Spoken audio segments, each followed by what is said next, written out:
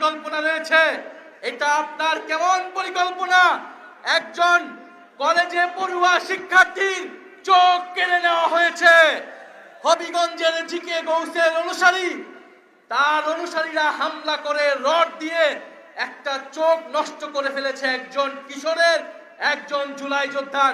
এই চোখ তারেক রহমান আপনাকে ফেরত দিতে হবে।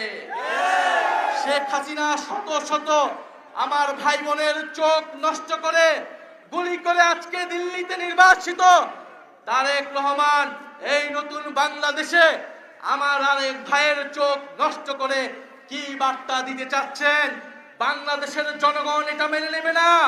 অবশ্যই সেই কিশোরের চোখ কিভাবে ফেরত দিবেন আমরা জানি না, কিন্তু সেই চোখ ফেরত না দেওয়া পর্যন্ত আমরা ঘর ছাড়ব না।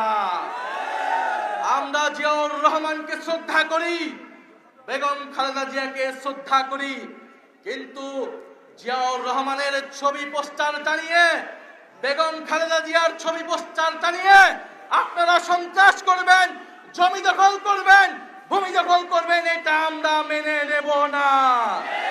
বিগত 16 বছর এই দেশে মুজিবের নামে ব্যবসা হয়েছে, এখন আমরা জিয়াউর রহমানের নামে কোনো ব্যবসা হতে দেব না। অবিলম্বে জিয়া ব্যবসা বন্ধ করেন, সন্ত্রাসবাদ বন্ধ করেন, দেশে গণতন্ত্র প্রতিষ্ঠা করেন।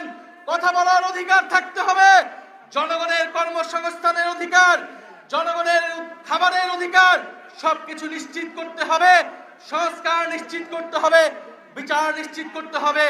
প্রিয় কানাইঘাটবাসী, আমরা স্পষ্ট নমুনা দেখতে পাচ্ছি আগামী স্থানীয় সরকারের নির্বাচনে কি হতে যাচ্ছে।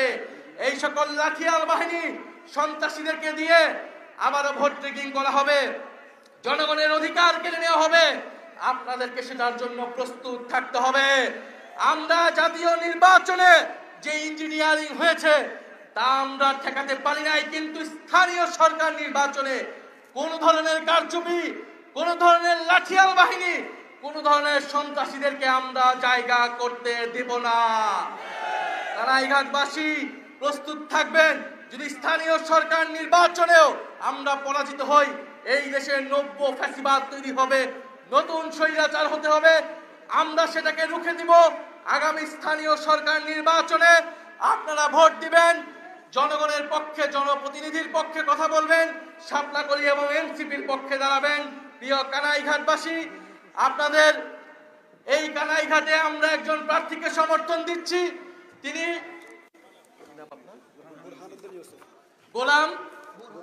গোলাম বোরহানুদ্দিন ইউসুফ ভাইকে আপনারা সমর্থন দিবেন।